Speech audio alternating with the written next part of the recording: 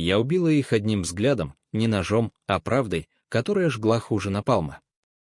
Мой жених шептал «люблю», а его мать уже планировала, как вышвырнуть меня из их золотой клетки, как отброс. И в тот миг, когда они рассмеялись над моей нищетой, я поняла, месть — это не кровь, а зеркало, в котором они увидят своих уродов. Москва в ноябре — это не просто город, это машина, которая перемалывает души. Холодный ветер с Волги несет запах снега и предательства, а огни Кремля мигают, как фальшивые обещания. Я шла по Тверской, в старом пальто, купленном на барахолке у метро, и чувствовала, как ткань трется о кожу, напоминая, сегодня я никто. Анна Иванова, сирота из подвала, с руками, огрубевшими от мытья посуды в забегаловке. Нита Аня Смирнова, чей отец владел половиной нефтяных скважин Сибири, чья мать могла купить этот город за чашку чая. Нет, сегодня я была бедной. И это было моим оружием. Все началось 3 месяца назад, когда я встретила Алексея. Он — сын магната, наследник империи, построенный на газопроводах и взятках. Высокий, с глазами цвета Балтийского моря, он шептал мне стихи Пушкина в полумраке пушкинского кафе на Арбате. «Ты — моя муза», — говорил он, целуя запястье, где под браслетом из золота пряталась татуировка «Волк — символ моей семьи». Я поверила. Или сделала вид. Потому что в нашем мире любовь — это сделка, а брак — война. Его семья жила в особняке на Рублевке, где заборы выше стен ГУЛАГа, а слуги кланяются ниже, чем в Кремле. Приглашение на ужин пришло как приговор. Хотим познакомиться с твоей невестой. Алексей сиял, как новый «Мерседес», а я репетировала роль в зеркале своей крошечной квартиры на окраине, арендованной специально для маскировки. «Не переигрывай», — сказал он, целуя на прощание. «Они просто традиционные. Традиционные. Ха. В России традиционные значит волки в овечьих шкурах». Я приехала на автобусе номер 144 с пакетами из «Пятерочки», где внутри лежали мои скромные гостинцы, банка соленых огурцов и буханка черного хлеба. Дверь открыл дворецкий в ливрее, его взгляд скользнул по моему пальто, как скальпель по мясу. «Госпожа Иванова?» — переспросил он, и в голосе мелькнуло презрение, тонкое, как дым от парламента. Я кивнула, сжимая сумку, и шагнула в холл, где мраморный пол отражал люстру, способную осветить весь мой вымышленный подвал. Семья ждала в столовой, царском зале с портретами предков, висящими как приговоры. Алексей вскочил, обнял меня, его руки теплые, настоящие. «Мама, папа, это Аня». Мать, Ирина Петровна, стерва в норковом палантине, с лицом, подтянутым хирургами Швейцарии, окинула меня взглядом, как таможенник контрабанду. Отец, Виктор Сергеевич, грузный, с глазами, пропитанными водкой и нефтью, буркнул приветствие, не отрываясь от ипат. Рядом сестра, Ольга, с губами, накачанными силиконом, и ее муж, какой-то менеджер из «Газпрома», чье кольцо сверкало ярче, чем ее IQ. «Садись, милая», — произнесла Ирина, и слово «милая» прозвучало как «мишень». Стол ломился, икра в серебряных мисках, осетрина на льду, бутылки, кристалла в ведерках. Мои огурцы и хлеб выглядели как бомба в конфетнице. Я села, стараясь не сутулиться, и улыбнулась. «Спасибо за приглашение. Для меня это честь». Разговор потек, как река Москва в половодье, бурно, но с подтекстом. Алексей хвастался нашими планами: свадьба в Сочи, медовый месяц в Дубае. Я кивала, жуя хлеб, который казалось мне теперь ядом. «А чем ты занимаешься, Анечка?» — спросила Ольга, ее ногти, красные как кровь, постукивали по бокалу. «Работаю официанткой в центре», — ответила я тихо, опустив глаза. Тишина повисла, густая, как сибирский туман. Виктор фыркнул.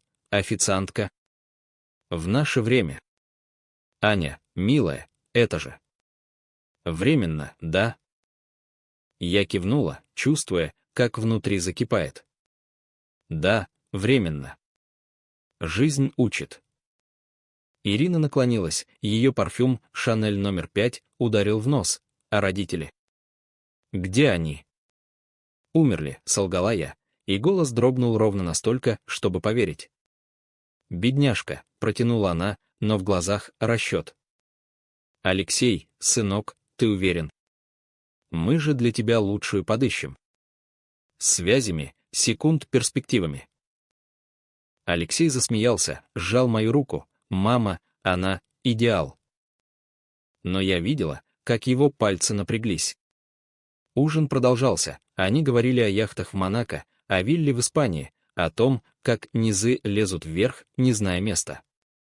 Ольга шепнула мужу: «С такой даже в театр не поведешь, вон, платье из Ситсондхант». Я слышала каждое слово, потому что в России уши — это оружие. Мое сердце колотилось, но лицо оставалось маской, скромное, благодарное, сломанное. Когда подали десерт, торт «Птичье молоко» от Петрова, Ирина повернулась ко мне. «Аня, а приданое? У тебя есть что-то. На первое время». Ее улыбка — клинок в бархате. Я замерла, вилка в руке дрожала. «Я накоплю», — прошептала я, смех взорвался, как петарда. Виктор хлопнул по столу, Ольга захихикала, даже дворецкий в углу усмехнулся. «Накоплю». «А боже, Леша, ты слышишь? Она накопит на нашу свадьбу». Алексей покраснел, пробормотал: «Хватит, ребята». Но я не сломалась. Я улыбнулась шире, подняла бокал. За семью. За тех, кто принимает таких, как я. Они чокнулись, не понимая, что пьют за свой конец. В ту ночь, возвращаясь на автобусе, я плакала не от боли, а от ярости. Они видели во мне отброс, а я видела в них трещины. И решила, я разобью их мир. Не кулаками, а правдой. Медленно, расчетливо, как сибирский мороз сжимает горло. На следующий день я позвонила отцу. «Пап, пора». Его голос, грубый как гравий, ответил: «Давно пора, дочка. Давай их утопим».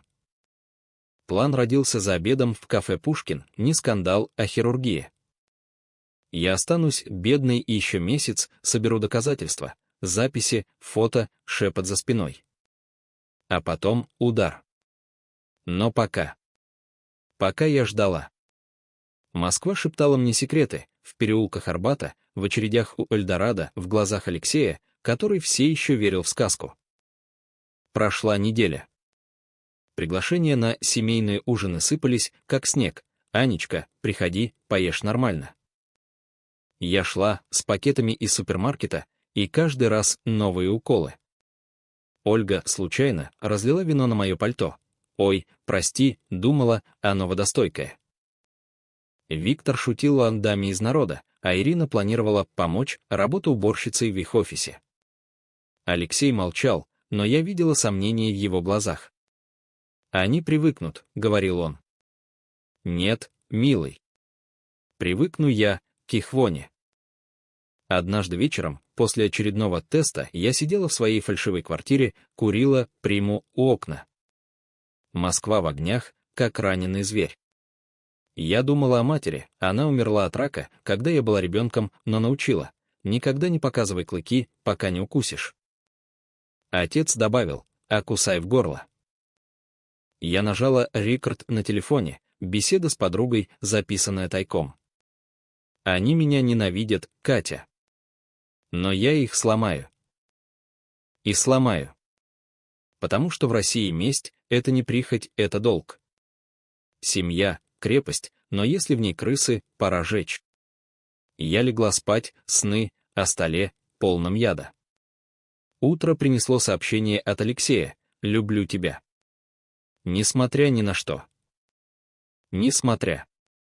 Слово, которое режет глубже ножа.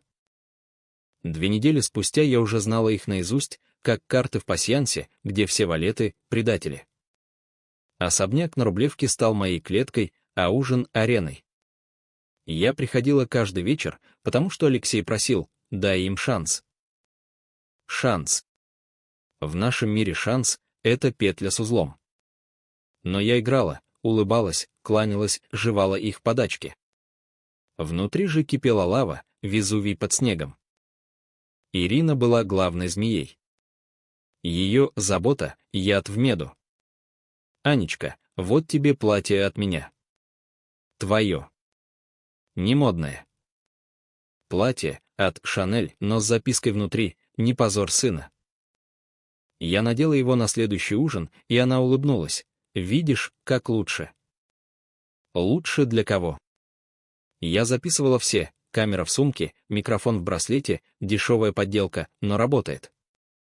Леша заслуживает принцессу, а не эту, шептала она Ольге за супом. Я слышала, потому что сидела напротив, ковыряя салат. Ольга — гиена, ждущая объедков. Ее муж, Сергей, молчал, но глаза выдавали. Он уже фантазировал, как я стану его проектом, спит с официантками, а потом хвастается. «Расскажи о своей юности, Аня», — попросила она однажды, жуя лобстера. «Бедность учит выживать», — ответила я и добавила, как крысы в метро. Они засмеялись, но в смехе — страх. Виктор пил, как всегда. В наше время такие, как ты, в очередь за манкой. А мы — короли. Короли. С короной из лжи. Алексей. Ах, Алексей. Он был трещиной в моей броне. По ночам, в его квартире на Патриарших, он обнимал меня. «Ты — все, что у меня есть». Я верила на миг. Но видел, как он колеблется. После ужина мать шепчет ему на ухо, и он отводит взгляд. «Они шутят», — говорит он. Шутят. В России шутки кончаются Сибирью. Я начала контратаку тихо, как дым от самокрутки. Позвонила подруге, на самом деле, хакеру из отцовской команды. Проверь их счета. Дни спустя, отчет: Ирина отмывает деньги через благотворительность, Виктор в схемах с Украиной, Ольга в проституции элиты. «Подожди», — сказала я, — месть, неторопливый удар, а скальпель. Ужин в субботу стал поворотом. Гости, друзья семьи, магнаты с яхтами. Я в новом платье, с подарком, бутылкой самогона от дяди. «Настоящий, сибирский», — сказала я, и Виктор расхохотался. «Самогон? У нас Хенрси». «Лей, девка, посмотрим, как ты пьешь». Я налила, чокнулась, и пока они глотали, я шепнула Алексею: «Твой отец пьет слишком много». Он кивнул, но поздно, Виктор уже красный, как знамя. Разговор скатился в грязь. «Аня, а ты когда-нибудь была в Европе?» — спросила дама в бриллиантах. «Нет, билеты дорогие», — вздохнула я, смех, как гром. «Бедняжка. Леша, подари ей тур в Турцию, там тепло, как в ее мечтах». Я улыбнулась. Турция — рай. Внутри — буря. После десерта Ирина увела меня в гостиную. «Аня, будь честной.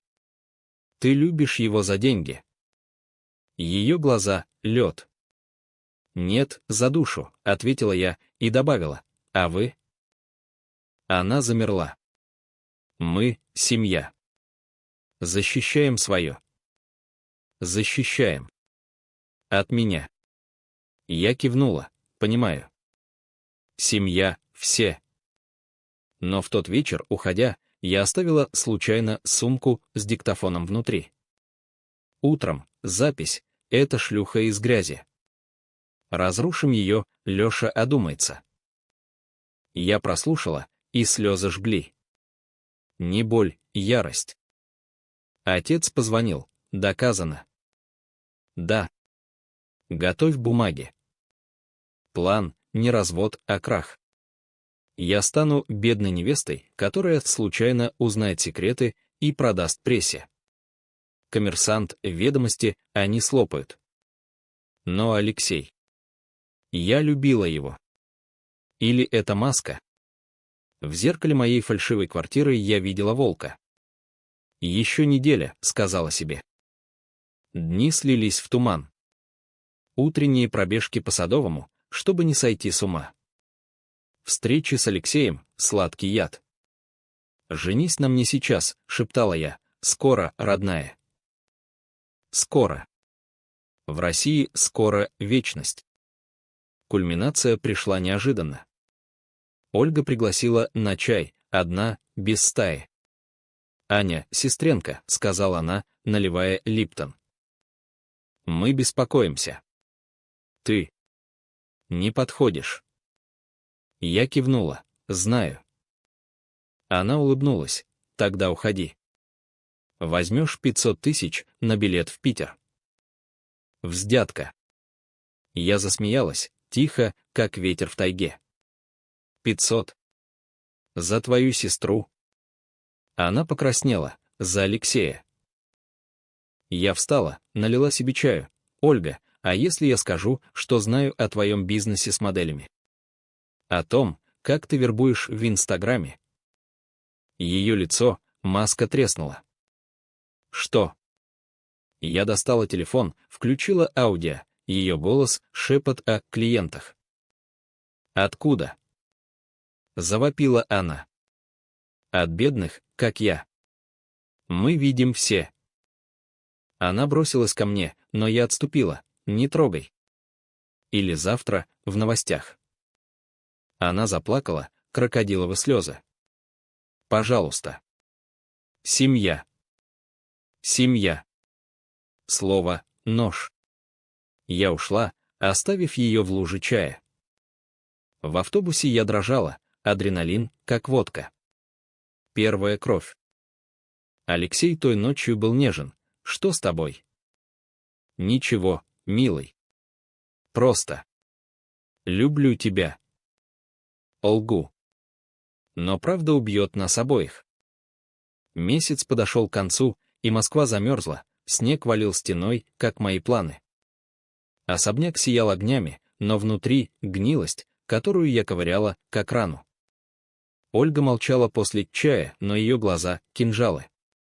Ирина чуяла. «Аня, ты изменилась. Что-то не так». «Все так», — улыбалась я, жуя их стерлядь. Внутри — тайфун. Я собрала досье, фото счетов, запись разговоров, скрины, имейл. Отец хмыкнул по телефону. Красота. Но Леша. Леша — калитрал. Жертва войны. Я любила его, или думала. Но любовь в России — роскошь, месть, необходимость. Ужин в канун Нового года стал ареной. Гости — элита, министры — звезды с первого. Стол — феерия, черная икра, фазан под трюфелями. Я в своем платье, с подарком, шарфом, вязаным бабушкой. Смех над ним, как хохот в аду. «Аня, ты такая аутентичная!» Воскликнула дама с бриллиантами. Аутентичная. Слово — плевок. Алексей поднял тост за любовь. Они чокнулись, но взгляды на мне. Виктор, пьяный, гаркнул. За настоящих женщин. Не за таких. Тишина. Алексей побледнел. «Пап». Но поздно. Ирина поправила. «Он шутит, сынок». Шутит. Я встала, бокал в руке, за шутки. Они спасают от правды. После ужина, в библиотеке, с коньяком. Гости ушли, семья осталась. Ольга шепнула. «Ты угрожаешь?» Я кивнула. «Нет. Просто знаю». Виктор зарычал. «Что знаешь, девка?» Я достала телефон. «Ваше благо, отмывание. 200 миллионов в офшорах». Фото. Экран мигнул, его подпись на документах. Паника, как взрыв. Ирина завопила. «Ложь». Ольга бросилась к двери. Алексей схватил меня. «Аня, что?» Я повернулась, слезы, настоящие, они ненавидят меня. За то, кем я не являюсь. Виктор схватил телефон. «Откуда?» От бедных. Мы копаем. Битва вспыхнула. Ирина визжала: «Убирайся, шлюха!» Ольга плакала: «Сергей уйдет!» Виктор: «Кулак, я тебя раздавлю!» Но Алексей встал между: «Стоп! Аня, правда!»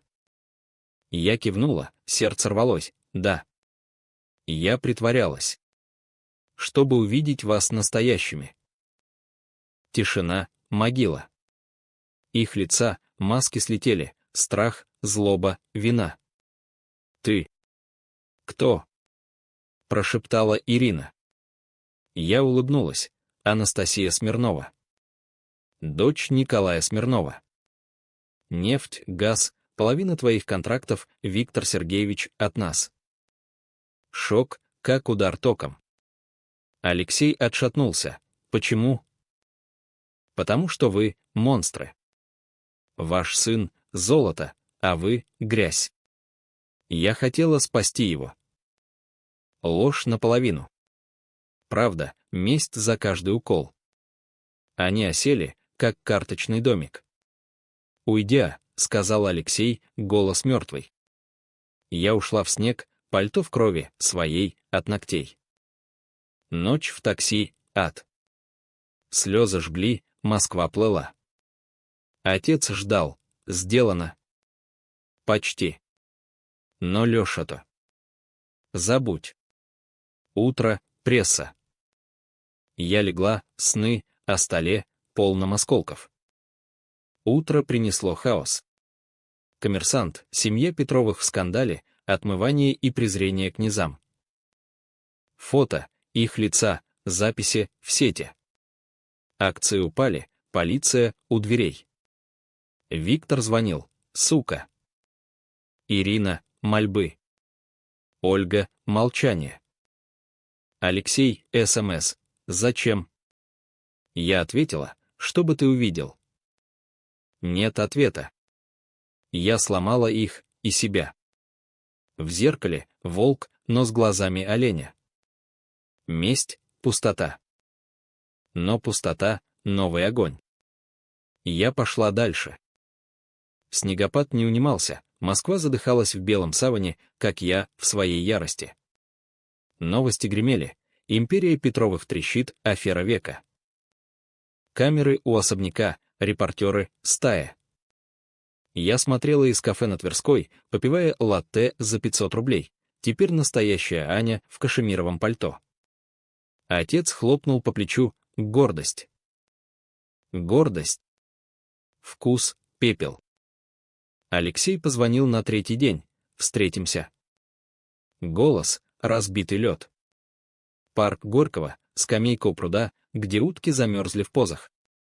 Он пришел, бледный, с синяками под глазами. «Ты уничтожила нас», — сказал он, не глядя. Я кивнула: «Вы уничтожили меня первыми». Он схватил руку: «Я любил тебя». Настоящую. Которую? Бедную или богатую? Тишина, нож. Он рассказал: родители в панике, Виктор — инфаркт, Ирина — в клинике, Ольга сбегает с любовником. Акции — минус 40%. Мы банкроты. Я молчала. Внутри вихрь, жалость, триумфы, боль. «Прости», — шепнул он. «Нет», — ответила я, — «прости, для слабых». Мы расстались у метро, он в такси, я пешком. Снег таял на щеках, слезы. Нет, пот от бега. Бегу от себя. В квартире, настоящей, на Остоженке, ждал ужин от повара, борщ, пельмени. Но аппетит — ноль. Я включила новости: Смирнова мстит Петровым, династия в руинах. Имя мое в заголовках. Отец — гениально. Но гениальность — яд. Ночи, кошмары, их лица за столом, смех, который эхом бьет. Я звонила психологу, элитному, за 10 в час. «Это ПТСР», — сказал он. «Нет, месть». Он улыбнулся: «В России одно и то же». Дни, рутина, встречи с адвокатами, пресс-конференции. Почему притворялись? Спрашивали. Чтобы разоблачить лицемерие элиты. Ложь. Правда, в крови. Мать умерла, отец замкнулся в нефти, я одна. Петровы — зеркало моей пустоты. Ольга написала: «Ты монстр. У меня рак». Ложь. Я проверила, нет, правда. Диагноз в клинике. Вина, как клин. Я перевела 2 миллиона, анонимно. «Зачем?» — спросил отец. «Чтобы спать». Но сон не пришел. Виктор вышел из больницы, интервью, она — дьявол в юбке. Рейтинги вверх. Ирина в Лондон с чемоданом. Алексей. Он стучал в дверь ночью, Аня. Я открыла, он на коленях, вернись. Без тебя, ад. Его губы — соль на ране. Я впустила на час. Любовь, война, секс, перемирие. Утром уходи. Месть эволюционировала, не крах, а суд. Я подала в суд за клевету, за угрозы. Доказательства, досье. Суд, цирк, Петровы в костюмах, я в черном. Она шантажировала. Кричали они. Судья, мой, докажите. Они не смогли. Приговор, штраф, репутация в грязи. Алексей на последнем свидании, ты выиграла. Но потеряла меня. Нет, сказала я, ты потерял себя. Он ушел, в ночь, как призрак. Я стояла у окна, Москва, в огнях. Победа, холодна, как Волга. Но внутри — огонь. Новый план, книга. Маска бедности. Бестселлер, предчувствие. Отец, дочь, хватит. Нет, пап. Это только начало. Весна пришла, грязная, как правда. Москва таяла, лужи, зеркала, в которых я видела трещины. Книга вышла, тираж 50, интервью на «Дожде». Анастасия Смирнова, «Месть элиты», заголовки. Деньги лились, но душа — пустыня. Отец купил мне дачу в Подмосковье. Отдохни. Отдых. В России — миф. Алексей женился на подходящей, дочь банкира, с виллой в Ницце. Свадьба, в Риц, фото в Фило. Я смотрела, вино в руке, кислое. «Поздравляю», — написала я. Ответ: «Спасибо». Прости. Прощение — роскошь. Ирина вернулась, сломанная. Встреча в кафе. Аня, помоги. Виктор в долгах. Ее глаза выжженные. «Почему я?» — спросила я, «ты — наша кара». Я дала миллион, не милость, урок. Не трать на бриллианты. Ольга умерла, рак. Похороны скромные, без помпы. Я пришла в черном, с розой. Семья, тени, Виктор кашляет, Ирина, мумия. Алексей вдалеке, с женой. Наш взгляд встретился, молния. «Уходи», — прошептал он. Я ушла, но сердце — нож. Психолог, ты мстишь себе. Правда. Но месть — наркотик. Я начала терапию, йога, книги Толстого. Война и мир — зеркало, все войны внутри. Лето в Сочи. Отец, живи. Я жила, пляжи, шампанское. Но сны о столе. Встретила парня, художника, бедного по-настоящему. «Ты — огонь», — сказал он. Я засмеялась. Пепел. Осень, суд над Виктором, тюрьма за отмывание. Ирина, свидетель, она разрушила нас. Судья, вы разрушили себя. Алексей развелся, не выдержал. Он позвонил. «Аня, верни». «Нет. Ты — урок». Я написала вторую книгу «Сердце волка». О любви, мести, России. Бестселлер. Деньги на приюты для сирот. За маму. Зима снова, цикл. Москва, в снегу. Я шла по Арбату, где все началось. Кафе «Пушкин» пустое. «Еще кофе?» — спросил бармен. «Нет». «Водки?» В зеркале женщина, не девочка. Месть, шрам, но сила. Петровы, руины, я, Феникс. Но огонь не гаснет. Год спустя Москва изменилась, или я, империя отца выросла, моя, в книгах, лекциях. Как простить? Спрашивают студенты МГУ. Не прощай. Перешагни. Алексей в Ехеле, в Лондоне, с новой жизнью. Иногда пишет: скучаю. Я удаляю. Виктор вышел, сломленный, в пансионате. Ирина — уборщица в супермаркете. Их взгляды, на улице, Аня. Я киваю, жизнь учит. Я вышла замуж за художника. Свадьба, тихая, в тайге. «Люблю», — сказал он. Я поверила, на этот раз. Но по ночам — стол. Смех. Я просыпаюсь, целую его, все хорошо. Хорошо. В России — относительно. Книга 3 «Наследие». О семье, предательстве. Финал — месть, цепь. Разорви. Я разорвала. Москва шепчет: ты — легенда. Нет. Просто женщина. Конец.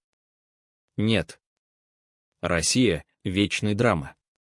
И я — ее часть. Но в сердце тепло. Любовь победила. Или месть. Оба.